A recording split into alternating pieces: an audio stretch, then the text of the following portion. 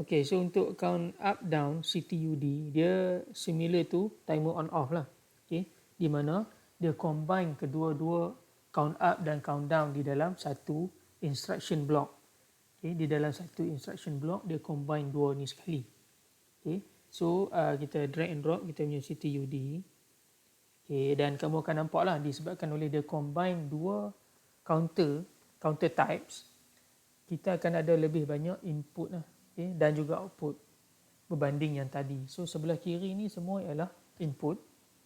Okay, kita ada CU. CU ialah input untuk trigger count up.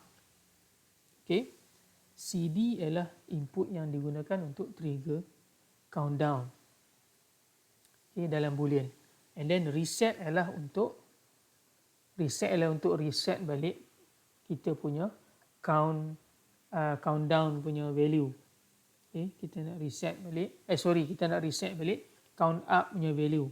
Okay, bila count up punya value dah sampai maksimum, kita menggunakan input reset ni untuk reset dia kepada kosong semula. Load pula on the other hand ialah input yang kita akan gunakan untuk loadkan balik preset value ke dalam counter kita bila dia dah sampai kosong. Kita nak load balik. Okay, sebab dia akan kira menurun. Untuk count up dia kira menaik. Okay, so itu ialah dia punya input. Dan untuk output, kita ada dua output kat sini. Kita ada QU dan QD. Di mana kedua-dua output ni kamu boleh bawa dia ke bawah. Kamu boleh gunakan kontak yang ada dekat coil QU dan QD ni untuk jadikan dia sebagai rang yang berasingan. Okay, dan kenapa kita perlu adanya kenapa dia bagi kita pilihan untuk keluarkan input tu? Sebab kadang-kadang untuk application, okay, kamu perlukan, sebagai contoh, bila kamu habis count up, dia akan on kan coil ni dan kontak pun akan on. Jadi kontak tu akan on kan pula timer, sebagai contoh, dia ada timer lain kat sini. Okay, so selepas dia habis count, dia akan on timer. So that's why kita perlu keluarkan input tu keluar. Okay, supaya kita nak manipulate input tu untuk trigger output yang lain. Okay, cuma dekat sini contoh saya bagi untuk trigger lampu saja. Okay, tapi actually dia boleh buat multiple other punya things. Okay, depend on you punya kehendak program sequence. Okay, so untuk count up kita akan letakkan kita punya bit, normally open bit. Kat sini saya akan gunakan trigger button. Okay, kita akan guna trigger button. Untuk countdown, untuk countdown kita tak perlu masukkan bit sebab dia dah ada dekat sini. So saya akan straight away double click. Okay, sini kita akan letak. Okay, so yang ni trigger up. So yang ni kita akan letak trigger down. Okay,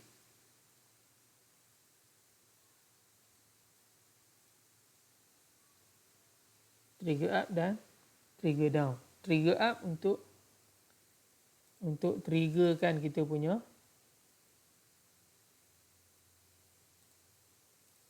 trigger up ialah untuk trigger kita punya counter up. Trigger down ialah untuk trigger kita punya countdown.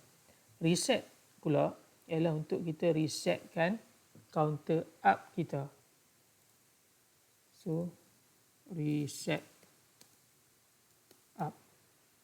Okay, ataupun reset CU lah. Reset CU.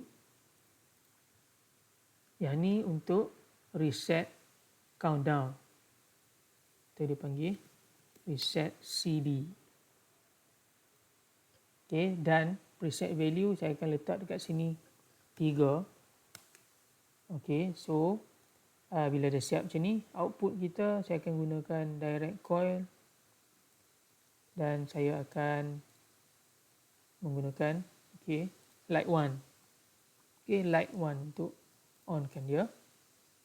So kita ada light 1 kat sini. Okay, so saya akan straight away download, saya akan build dan download program ni.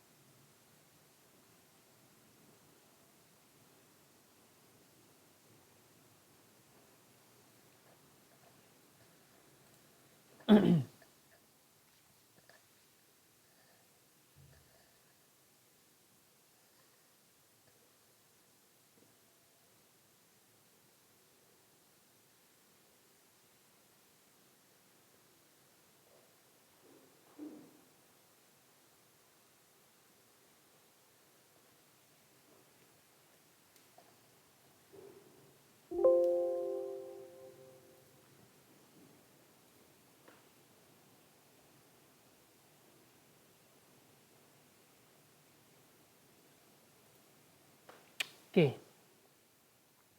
So, kita tengok dekat sini. Okay. CV kosong. Okay. So, actually saya terlupa satu benda dekat sini. Okay. Sorry ya, saya kena buat correction. Okay, kita kena letakkan satu lagi output. Iaitu output untuk countdown kita. Okay. So, saya akan letak kat sini. Saya akan letak sebagai L2. Okay. Ataupun light 2 lah kat sini.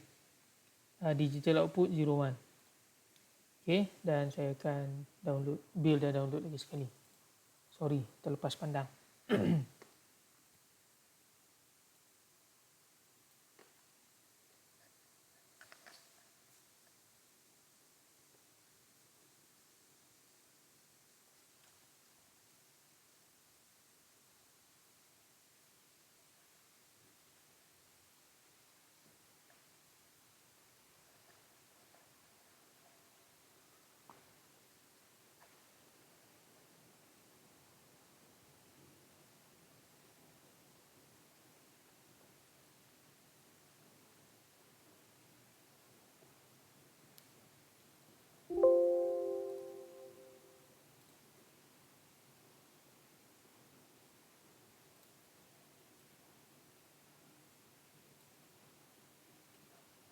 Okay, so sekarang ni,